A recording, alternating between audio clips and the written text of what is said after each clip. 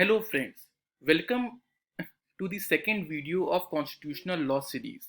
Today we will be discussing the topic federalism. Now, what is federalism?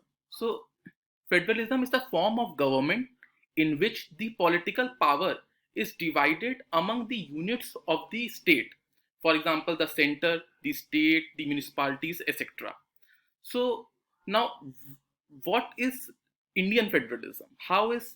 What what is the nature of the Indian federalism? So Indian federalism is unique because of its mode of formation. It is formed from union to states and not vice versa. Like firstly, there was a union which was divided into state, unlike the states coming together into an agreement and then making a federation. So uh, this particular concept I have also explained you in my first video. So it is a unique because of its mode of formation. So what are the essentials of federalism? So the essentials of federalism are dual government, distribution of power, written constitution, supremacy of constitution, independent judiciary, rigidity of the constitution, and dual system of court. Now, what we have to see is that what are the characteristics in our constitution which makes Indian constitution a federal constitution. So, firstly, there is dual polity, like we have the central government and the state government. Secondly, we have written and controlled constitution. We have a written constitution and we have a rigid constitution. Like it's not very easy to change our constitution like this. So, in America, or sorry, in UK, the constitution is oral and parliament has all the power. But that is not the case with India. Also, the authority of courts. So we have an authority of court. There is Supreme Court at the apex, and then we have high courts in various states, and then we have the lower courts. And now in our constitution also there is seventh schedule. Now seventh schedule consists of three lists: union list, state list, and concurrent list. Union list, the center can make law. State list, the states can make law, and in concurrent list both can make law. So these features which is given in our constitution makes our constitution a federal constitution. Now, what are the deviations from the federal characteristics?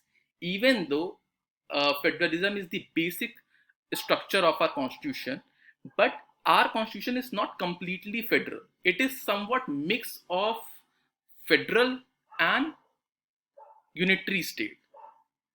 So, what is unitary state? In a unitary state, parliament has all the powers and they will govern. Like, for example, what happens in UK or England. And what is federal state? Like America, in which there's complete distribution, like complete separation of power between center and states. So, what are the deviations from the federal characteristics? Uh, what are the changes which gives more power to the parliament? So firstly, there is legislative relations, the power to make laws.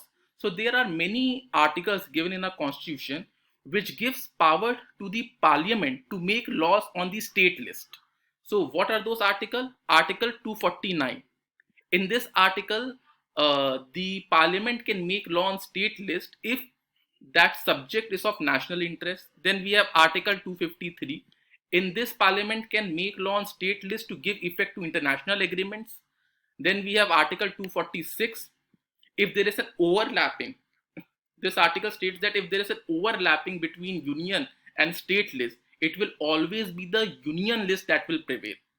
Now, this Article 304, it is also an important article. It states that in state legislature, to pass certain bills, there will be requirement of sanction of the president. So, firstly, you have to ask the president, and then only you can pass that bill in the state legislature. So, all these articles give somewhat more power to the parliament than to the state legislature, which is somewhat a deviation from a federal elements or essentials. Secondly, we have administrative relations. Now, the administrative relations between union and state. So, all the planning is generally done at the union level and implementation is done at the state level. Like we have Niti Aayog. So that is at this central level. So they make all the planning regarding whole of India, and then it is implemented by state. So can we say that it is completely a federal practice? No. Then we have all India services like IAS officers, IPS officers. They are recruited centrally and they are posted in various states. Then we have Article 365.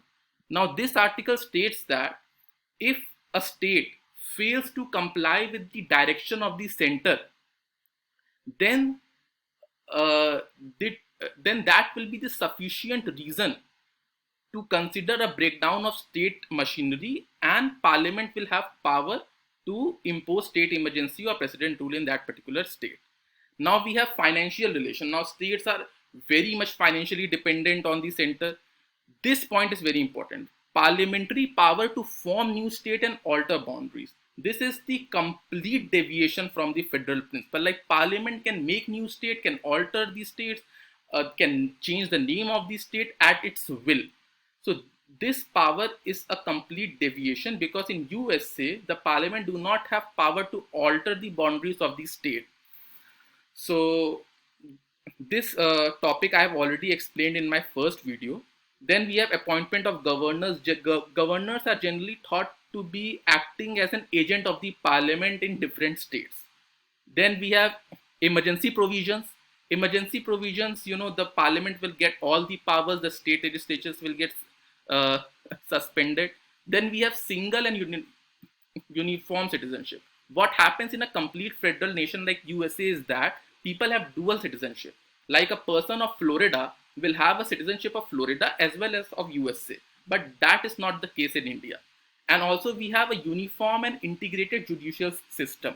Like in USA, New York will have its own Supreme Court and USA also have its own Supreme Court. So, but in India, we have one Supreme Court, that will be apex, and then the states may have their own high courts. So see, these are the things which tell us what are the federal characteristics of Indian Constitution, what are the deviations from the federal characteristics of the Indian Constitution. But if you want to enhance your answers, you must also write views of different jurists on Indian federalism, that what different people have said about Indian federalism. So we have Professor Vieira, which said that the Indian federalism is somewhat a quasi-federalism. Now what does quasi-federalism means? That it is a unitary state with federal features at its subsidiary. So this is what Professor Vieira said. He coined the term quasi-federalism for India. Now Jennings said that federation in Indian state is a federation with strong centralizing tendency. So all these keywords you must write in your answer if you are writing something on federalism. Austin coined the word cooperative federalism. Now this is very important, that the states, different states in India should cooperate towards the goal of national development, and more power is given to center to ensure such cooperation. That is why the word cooperative federalism is there. Now this statement is very important, given by Dicey. This is a very good statement. You must write it and learn it. That he says that why the federalism in India has been watered down. So he says that the extent of federalism of India is largely watered down by the needs or progress and development of a country, which has to be nationally integrated, politically and economically coordinated, and socially and spiritually uplifted. Since our country, he says that why we cannot have complete federalism, why this principle has been watered down, because our country needs to be nationally integrated more, it needs to be politically and economically coordinated, and it needs to be socially, spiritually, and intellectually uplifted. So this is a very good statement. It was also used by Justice Baig in state of Rajasthan case. Now what Ambedkar said. Ambedkar said he considered our constitution to be unitary as well as federal according to the requirement of time and circumstances. See, now these all views were somewhat such views which were saying that federal principles are not very dominant. Now we have a very important author, H.M. Sirvai. He says that federal principle is very much dominant in our country and it has not been watered down. So why he says so? Because he says that, see, the historically our country has been governed or administered on federal principles only. Its roots were there in the Government of India Act 1935. They were provincial subjects. It The Constituent Assembly also adopted the federal principle, and he also countered the argument given by those who says that since Parliament has power to make new states or alter the boundaries, so it is a complete deviation. He says that even though on paper it may look like, but in reality it has always been the state who has forced the Parliament to alter their boundaries. For example, when Uttarakhand was separated from Uttar Pradesh, they forced the parliament to do so because they were of the view that Uttar Pradesh government is not taking care of the needs of the hilly people. If Telangana was separated from Andhra Pradesh, they demanded it. If Haryana was separated from Punjab or Himachal was separated from Punjab, because Haryana was a Hindi speaking belt and Punjab was Sikh uh, speaking belt and Punjabi speaking belt, sorry, and Himachal people were the hilly people. All these were in the state of Punjab. So they got separated on linguistic basis. So therefore, H.M. Sirvai is of the view that states have an independent constitutional existence and they are neither satellites nor agent of the center. Okay, what I merely feel is that with development, as we will develop more, the federal principle in our country will become more stronger. Right now, the more power to the center is required because there is a lot of separatism tendencies in Northeast or in certain parts of India. So as we will develop, we will be intellectually more uplifted. We will understand that why living together is important, and then we can, demand for more power at the state level, because then it will be very much sure that we will be living together. So see, also, like apart from the views of different authors, we must also write some of the case laws which will also enhance our answers. One of the case, SR Bomai. This case is very important. SR Bomai versus Union of India. This is a very important case. If you are writing something on federalism, just write SR Bomai versus Union of India, in which various judges express their views. Justice Ahmadi said that Indian federalism is a pragmatic federalism. Justice Bey quoted the line of the Dicey, which I explained, that Indian federalism has been watered down.